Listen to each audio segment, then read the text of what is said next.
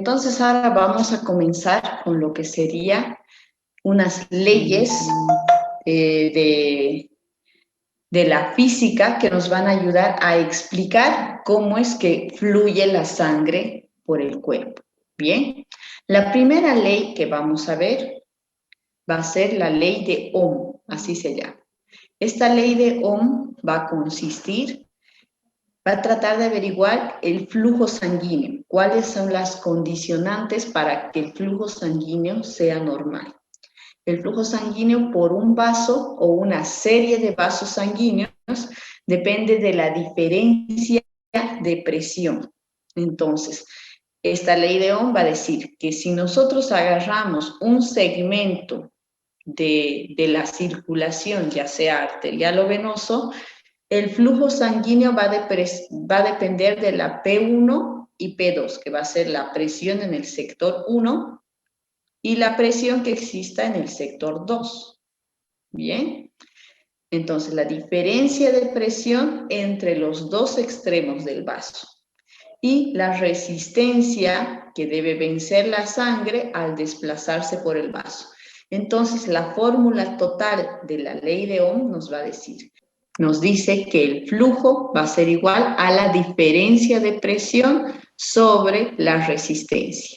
Entonces el flujo sanguíneo va a ser la presión 1 menos la presión 2 dividido entre la resistencia. Pero ¿cómo vamos a saber la resistencia que tenga un vaso? La resistencia de un vaso no es la misma, digamos, de una arteria que de una arteriola, de una vénula que de una vena. Va a cambiar bastante y ya lo vamos a desarrollar más adelante. La resistencia también va a depender si digamos, tenemos ahí al vaso sanguíneo y es totalmente circular, entonces la sangre va a poder pasar con mucha facilidad.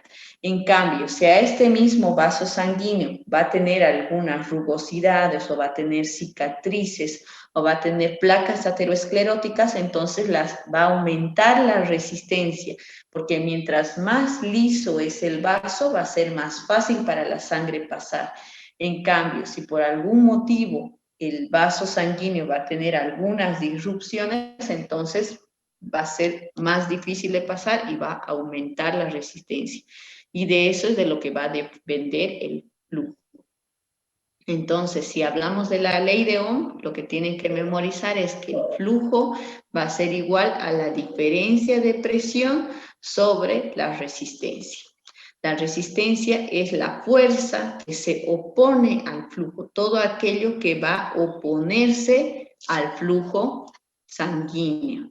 Bien, todo aquello que se va a oponer a que la sangre fluya, eso va a ser la resistencia. Una de las partes de la resistencia va a ser la fricción que la sangre va a tener en el movimiento dentro de la pared vascular. Entonces, todos aquellos glóbulos rojos o toda aquella parte de la sangre que roce contra la pared del vaso le va a ocasionar resistencia. Bien, ahora vamos a ver otro punto que es la resistencia vascular periférica. Este término lo van a escuchar mucho en lo que es cardiovascular. ¿A qué se refiere la resistencia vascular periférica? Es que en toda la circulación, o sea, estamos hablando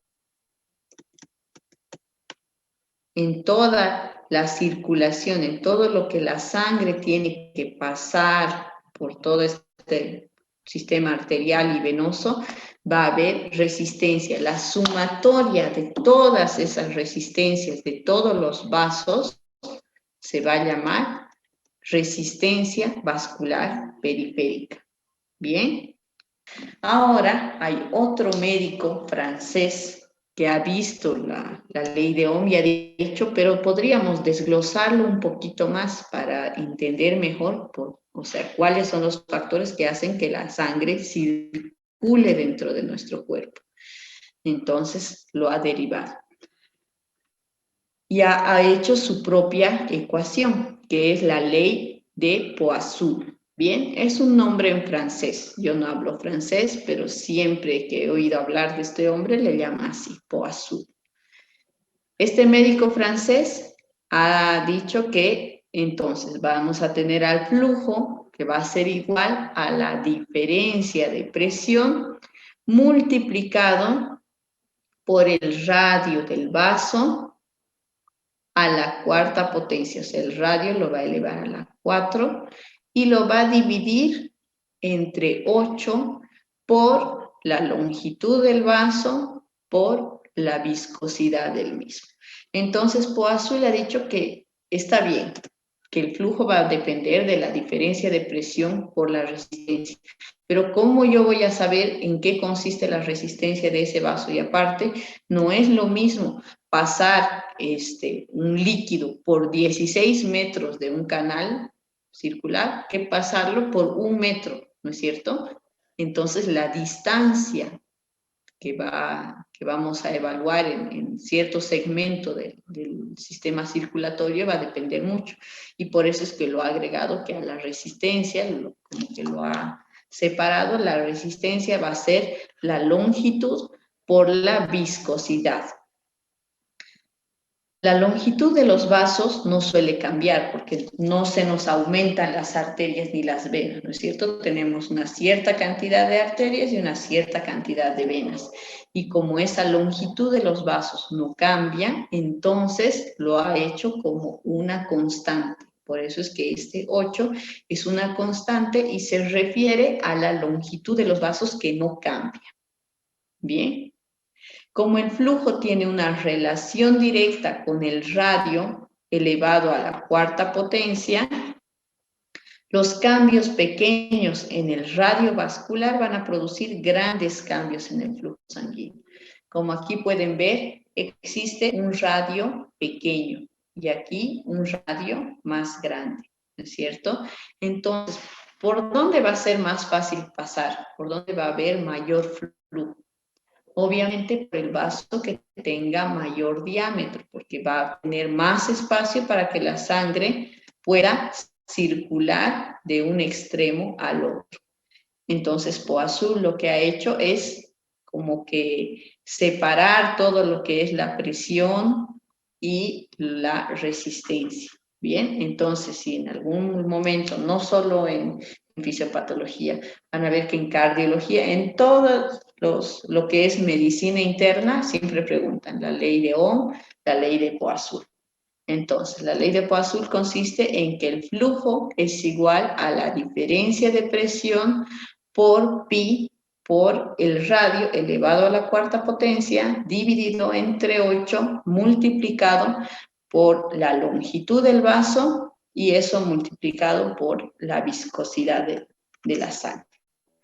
Vamos a ver que a medida que aumenta la viscosidad de la sangre, va a ser, si volvemos a esta fórmula, si aumenta la viscosidad de la sangre, va a aumentar la resistencia. La resistencia, como habíamos visto en esta diapositiva, la resistencia es todas las fuerzas que se oponen al flujo. Entonces, de entre las fuerzas que se oponen al flujo van a ser la longitud y la viscosidad. Cuanto más aumente la viscosidad de la sangre, más va a aumentar la resistencia al flujo. La viscosidad es la resistencia al flujo causada por la fricción de las moléculas en un líquido. Entonces vamos a poner de ejemplo. Este es el tubo por donde va a pasar la sangre, un vaso sanguíneo, puede ser arterial o venoso, no importa. Si nosotros tratamos de pasar por una circunferencia, arroz con leche, vamos a decir, que es bien espeso, bien viscoso, va a ser, mientras más espeso sea, va a ser más difícil que este atraviese, ¿no es cierto? En cambio, si va a ser, un líquido, agua, simplemente agua, si vamos a nosotros intentar que el agua pase por un tubo, va a ser mucho más fácil. ¿Por qué? Porque tiene muy poca viscosidad, agua solamente. Bien, entonces mientras más viscoso sea el líquido que queremos pasar, va a aumentar la resistencia. La viscosidad de un líquido depende mucho de su densidad. ¿Por qué? Porque esta densidad va a ser Mientras más moléculas tengamos aquí, se van a chocar entre ellas. Entonces ahí al chocarse entre ellas van a perder su energía que podrían estar usando para avanzar. Bien, entonces en un lugar donde existe menor viscosidad va a haber menor resistencia. ¿Qué más? Los eritrocitos constituyen el 40 a 45% de los elementos formes de la sangre y estos van a determinar la viscosidad de la misma. Entonces, si hablamos del hematocrito, o sea, de la cantidad de glóbulos rojos que nosotros tengamos en nuestra sangre, el valor normal más o menos va a ser de 38. Eso significa que el 38% del volumen de nuestra sangre van a ser glóbulos rojos. Entonces, si por algún motivo aumenta el hematocrito de nuestra sangre a 45, 50%, entonces la sangre se va a volver más viscosa. Y si la sangre se vuelve más viscosa, va a ser más difícil que tenga un flujo normal, ¿no es cierto?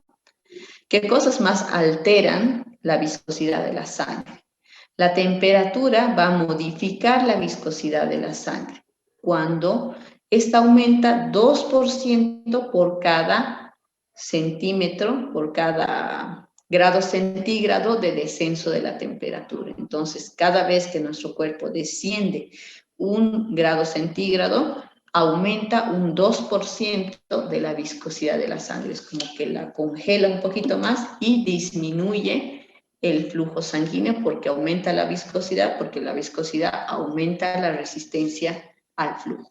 Ahora, vamos a ver que no es lo mismo que nuestro cuerpo tenga un flujo laminar o que tenga un flujo turbulento. Bien, entonces si vamos a hablar de flujo laminar y turbulento, laminar se refiere a esto, que sea por láminas, por capas, que este glóbulo rojo, precisamente, vaya por el centro. ¿Por qué? Porque está al centro y vaya corriendo sin ningún otro roce. Si por algún motivo este mismo glóbulo rojo va a ir a chocarse contra la pared del vaso, va a hacer que todos los demás se choquen también y por lo tanto ya no va a tener un flujo laminar y va a formar lo que es un flujo turbulento. Pero ¿por qué pueden pasar estas cosas en nuestro cuerpo? Ya vamos a ver. Significa que los componentes sanguíneos están dispuestos en capas, de manera que el plasma es la parte de nuestra sangre que no contiene ninguna célula, ¿no es cierto? No contiene glóbulos rojos, ni glóbulos blancos, ni plaquetas, nada. Es prácticamente el líquido de nuestra sangre. El plasma va a quedar directamente adyacente a la superficie endotelial. Si nosotros vamos a tener un vaso sanguíneo, uy, qué chueco. Digamos, este es un vaso sanguíneo, el plasma va a ir al ladito de lo que es el endotelio del vaso. Bien, toda la parte líquida de la sangre va a ir pegado al endotelio del vaso. En cambio, los glóbulos rojos, que son la mayor cantidad de células que están en nuestra sangre, van a ir al centro. Y esto es lo que pasa en un flujo laminar. Bien, que todo el plasma va a ir alrededor, como que acompañando, y todas las células van a ir por el centro. Entonces, de esta manera es más fácil que la sangre fluya, porque este plasma que va alrededor del endotelio va a ser como una parte resbaladiza del vaso sanguíneo. Entonces, de esa manera va el flujo ir de manera más fácil. Bien, y va a aumentar o va a ayudar a que la corriente sanguínea sea normal. Las moléculas que tocan la pared vascular se desplazan con más lentitud por la adherencia de pared. Pero si pasa, por ejemplo, como habíamos visto anteriormente, que aumenta la densidad de la sangre, aumenta la viscosidad, entonces van a haber mayor cantidad de glóbulos rojos que van a rozar lo que es la pared del vaso. Entonces eso va a aumentar la resistencia de flujo en este vaso sanguíneo. Las capas medias se mueven con más rapidez y tienen flujo más rápido. ¿Por qué? Porque todo lo que va a chocar la pared del vaso va a aumentar la resistencia en este punto, entonces va fluir con más lentitud. En cambio, los de aquí adentro no tienen que rozar con nada, entonces van a correr tranquilamente y van a tener un flujo normal. En el flujo turbulento, como podemos ver en esta segunda imagen, las partículas del líquido se van a mezclar en sentido radial y en sentido axial. ¿En qué enfermedades o en qué patologías puede haber esto? Puede pasar en la aterosclerosis, que cuando hay demasiado colesterol y triglicéridos en nuestro cuerpo y además que la sangre se vuelve más viscosa, digamos, esta va a ser la pared normal del vaso y todo esto va a ser una placa aterosclerótica que va a disminuir el lumen y va a hacer que el radio sea más pequeño y por lo tanto el diámetro también sea más pequeño, ¿no es cierto? Entonces, todo este glóbulo rojo que estaba yendo por su caminito normal, ay, no está siendo muy recta mi línea, que está yendo por su camino normal, se va a comenzar a chocar con todos los otros glóbulos rojos que no han podido pasar por la placa aterosclerótica, entonces va a ser todo un caos aquí. La sangre va a seguir circulando por donde pueda, pero eso va a aumentar la resistencia y por lo tanto disminuir el flujo. Entonces, por cualquier motivo que en nuestro cuerpo se presente estas variaciones, estos cambios y que creen un flujo turbulento, entonces van a hacer que la sangre disminuya. El flujo turbulento va a tener varias causas. La velocidad elevada del flujo, cuando la sangre va a estar yendo, cuando aumenta la presión, digamos, a más de 120, 200 milímetros de mercurio de sistólica, va a aumentar mucho la velocidad en el vaso sanguíneo. Y como el vaso sanguíneo no es enteramente, no es todo un tubo liso, ¿no es cierto? Cuando hay una bifurcación, eso es lo que les quería decir hace rato. Si digamos voy a tener, a ver qué vaso sanguíneo puede ser. Tenemos la aorta, ¿no es cierto? Ahí está la aorta. Uy, qué chueca mi aorta. La aorta se va a dividir en dos grandes vasos que se llaman, esta es la aorta abdominal, exacto, las ilíacas derecha e izquierda. Entonces, se dan cuenta que la sangre va a estar en este sentido, el flujo va a ir así. Pero en este punto se choca la sangre aquí para ir hacia allá y para ir hacia allá. Entonces, esta es una anatomía normal, ¿no es cierto? Pero lo mismo, la sangre se choca hacia las paredes. ¿Por qué? Porque no es un solo tubo de corrido, sino que tiene varias ramificaciones. Y cada vez que se ramifica la sangre, choca con una pared de vaso sanguíneo para irse. Entonces, eso también va a generar un poco de turbulencia, pero es mínima, ¿bien? Es mínima. Y cuando esta sangre está, digamos, en una persona, como les decía, de muy alta presión, 200 milímetros de mercurio, entonces va a ir con más fuerza y se va a chocar con más fuerza sobre esta pared del vaso. Y eso va a causar mayor turbulencia, ¿no es cierto? Aquí va a crear mayor turbulencia cuando va a pasar hacia los otros dos vasos sanguíneos. Entonces, cuando la velocidad del flujo está demasiado elevada, puede causar turbulencia. También cuando va a cambiar el diámetro vascular. Aquí la sangre tranquilamente estaba transcurriendo por unos 4 centímetros más o menos de diámetro, ¿no es cierto? Y ha pasado a un nuevo conducto que más o menos va a tener 2 centímetros. Entonces, este cambio de diámetro también va a producir algo de turbulencia. Pero eso es de manera normal. ¿Por qué? Porque nuestro cuerpo es así y por ahí tiene que pasar. Bien.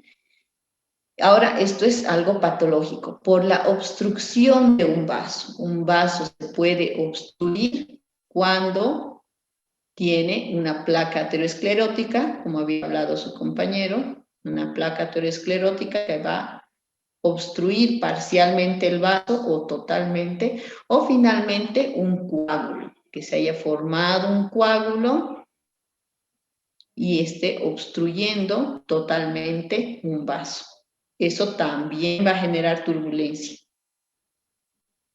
Y también cuando la viscosidad de la sangre es demasiado baja, por alguna persona muy anémica, con glóbulos blancos disminuidos, todo, que tenga una viscosidad sanguínea muy baja, entonces eso también va a aumentar demasiado la velocidad de flujo y por lo tanto se puede producir turbulencias.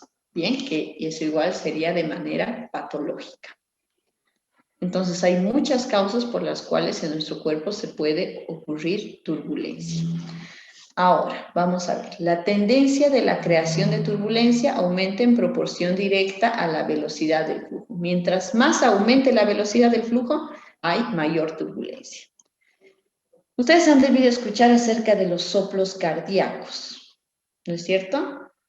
Un soplo cardíaco se va a producir por el aumento de turbulencia en el cuerpo, pero por una anomalía de las válvulas. Se va a generar por el flujo turbulento a través de una válvula cardíaca anómala, que es demasiado estrecha o demasiado rígida o demasiado laxa. Vamos a tener aquí a una válvula con sus... ahí, digamos. Cuando esta válvula es normal, la sangre, digamos, va a ser la aorta,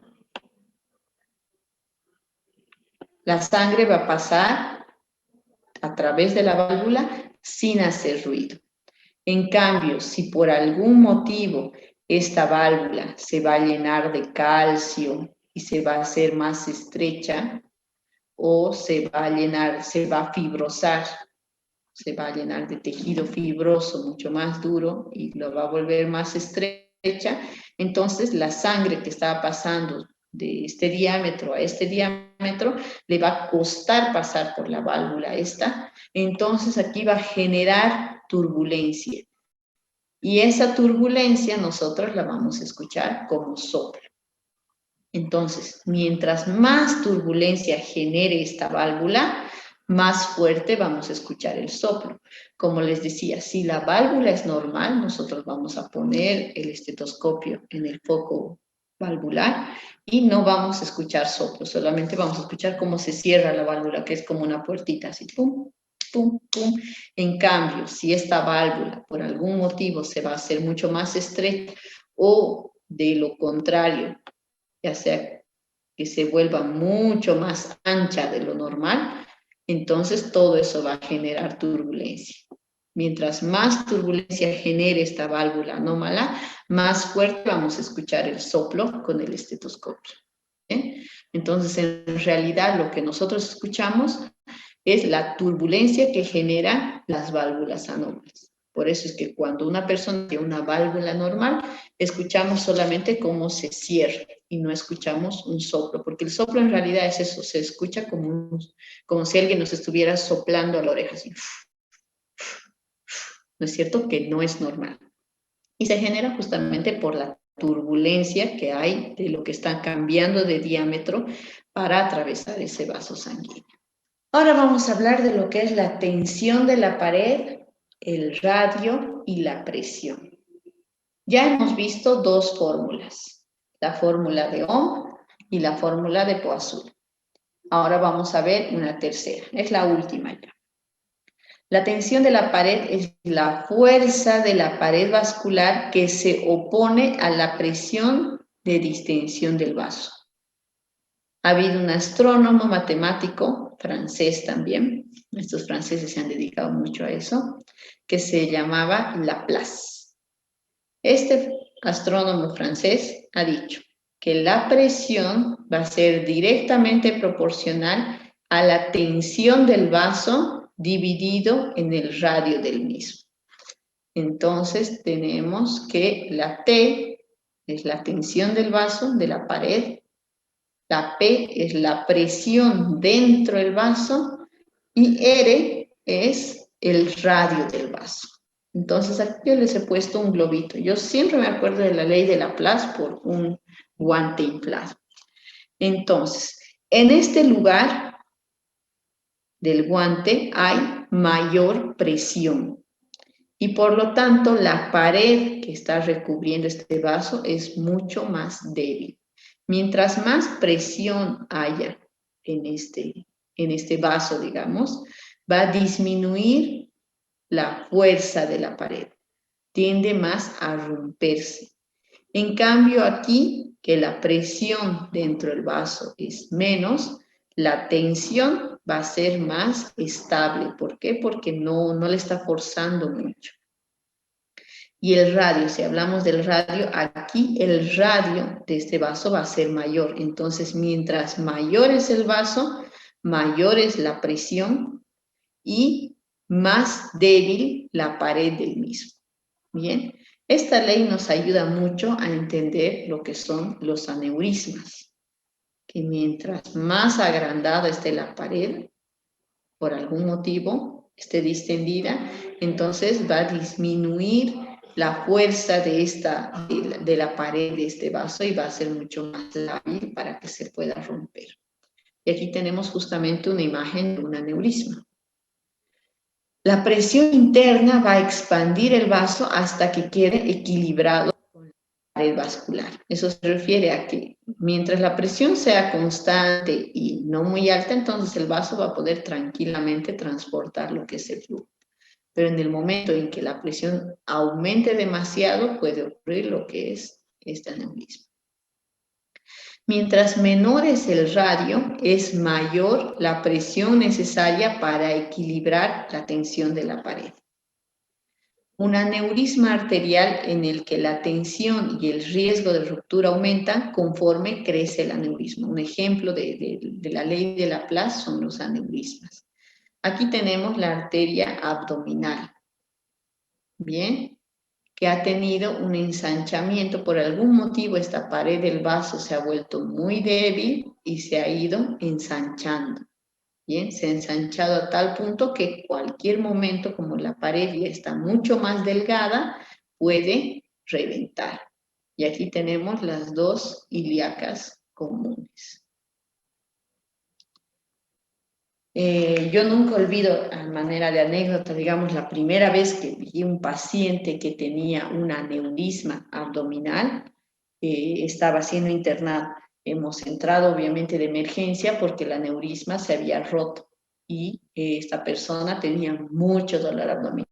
Entonces le hicimos una tomografía, entramos a cirugía, pero como ustedes pueden ver ahí que es tan grande los aneurismas, la mayoría, entonces si esto se rompe es muy difícil tratar de resolver suturando, digamos, este vaso. ¿Por qué? Porque la pared misma es tan delgada que lo mismo va a perder sangre. Y ustedes saben que el vaso más grande de nuestro cuerpo y el que contiene mayor presión es la aorta. Entonces, imagínense la sangre saliendo por este vaso a 130 milímetros de mercurio, o sea, tranquilamente llega hasta el techo la sangre. Y de esa manera las personas mueren. En cambio, hoy en día, que les comento esto un poco de la práctica que tuve en la residencia de cardiología, hay muchas más maneras para resolver lo que es este aneurisma, que es por hemodinamia, que hacen una punción en cualquiera de las dos femorales, o a veces en las dos, ingresan por la arteria femoral hasta la arteria ilíaca y medimos la distancia, la longitud del vaso, el diámetro del vaso y ponemos una malla. Bien, sin abrir el abdomen, solamente haciendo una punción en las femorales y ponemos una malla dentro de lo que es este vaso dañado, y esta malla va a tener un diámetro normal y es por ahí que se restituye el flujo sanguíneo y por lo tanto se arreglan los aneurismas. Este procedimiento se llama colocación de endoprótesis. Y este paciente que tenía así un aneurisma súper grande se va a la casa al día siguiente casi sin ningún riesgo. Viven 20 años, 30 años más sin ningún problema. Es realmente un procedimiento mágico. Claro que cuesta muy caro, pero bueno, le soluciona la vida al paciente. Esta imagen que están viendo aquí es una resonancia magnética reconstruida en 3D y a color, que es lo que pedimos antes de hacer el procedimiento de la endoprótesis para colocar y solucionar este problema.